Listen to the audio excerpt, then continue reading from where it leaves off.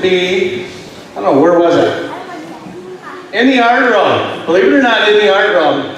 We had some amazing talent. And this young man right here by the name of Eli Paga has a talent I think should be shared with everybody just to get the program rolling today. It's pretty awesome. So everybody get ready to be amazed. Amazed. When the music starts, he will show you his talent. So get ready to be amazed. You are ready. Is that not the best word you've ever? One more time. Come on, Eli. Is that not? I haven't even seen a word like that at a wedding. Everybody, Eli Paga. Not only that, you should see that young man's fastball. All right, we're about ready to get this program going. And just for you parents, to tell you how important it was to vote yes, this will be the last program in here where you're going to feel like this, because next year there'll be air conditioning coming in those vents right there. So, woo! So that's something to look forward to. So thank you to those people that voted yes. But as we get going today, we are actually going to celebrate two topics today, as we were heading out this month with optimism. But we also know as we get to the end of the year, perseverance becomes really important, especially for our staff. So we are happy today to celebrate perseverance. And we are going to get started with our kindergarten students of the month. So I think we all know what that first question is. Kindergarten students, are you ready? Yeah! All right. Well, our first student of the month in kindergarten is Brady Kramer. Come on up, Brady. Careful. Good, careful. That's a lot of speed to be used at one time. Good job, Brady. Brady. All right, our next kindergarten student of the month, Hunter McNabb. Way to go, Hunter.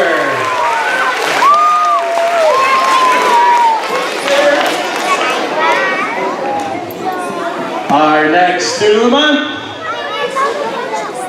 Colton Wester. Come on, Colton.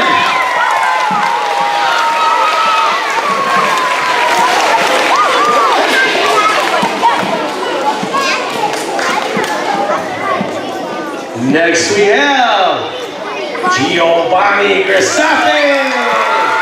Come on, Giovanni.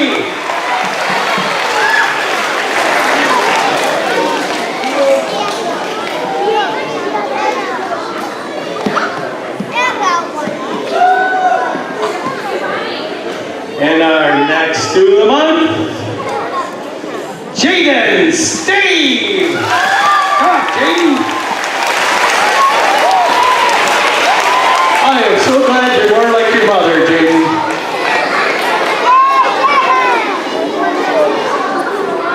And our last kindergarten student of the month. This young man epitomizes perseverance. Jackson Saxenmeyer.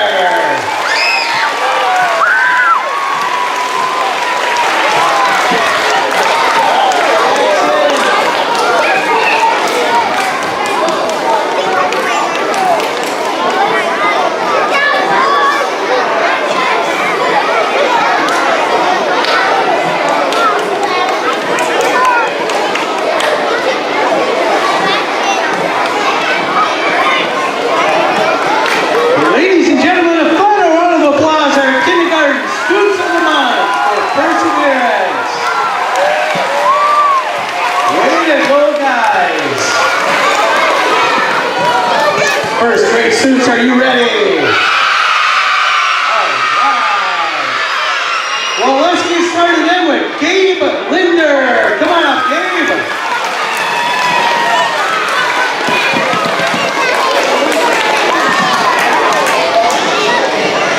Next we have Kenzie Anderson.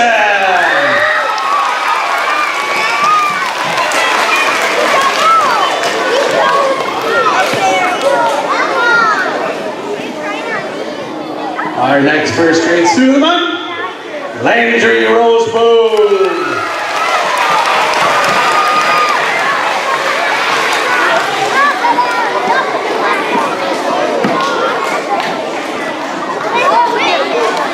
Next up, Cadence Trudell.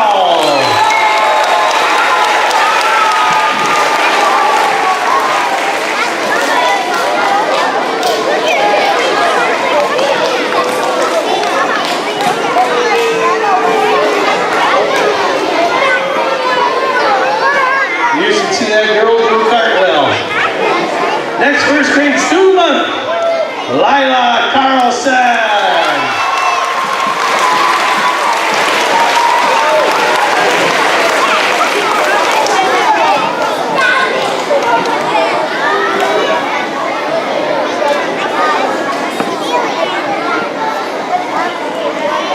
And our last first grade student of the month, Lily Dance. Come on, Lily.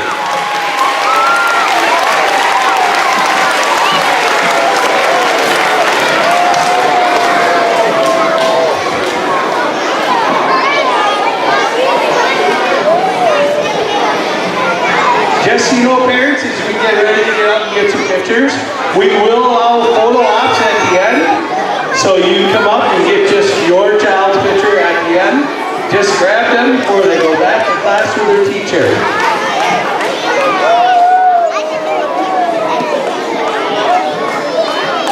Ladies and gentlemen, our first grade students of the month. Second grade students, are you ready?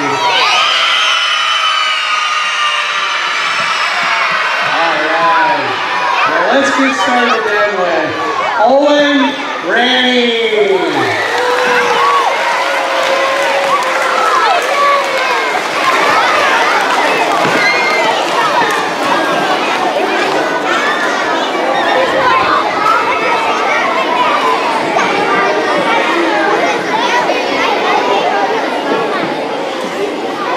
Next up we have Gavin Reitz.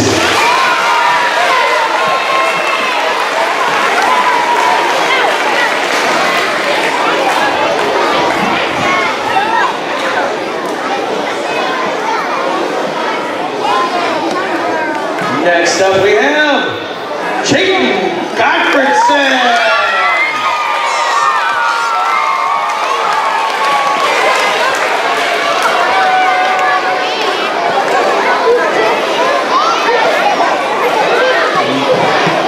Oh, let's get ready for our next student of the month, Jake Diaz.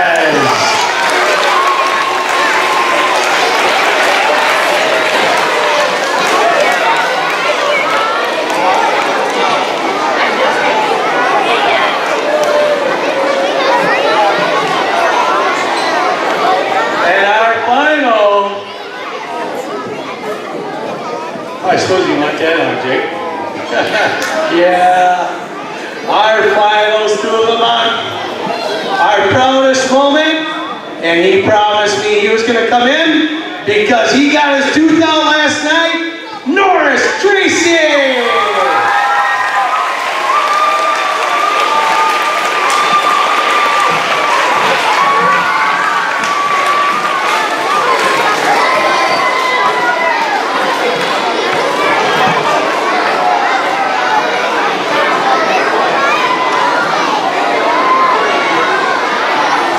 And you got a haircut for this occasion.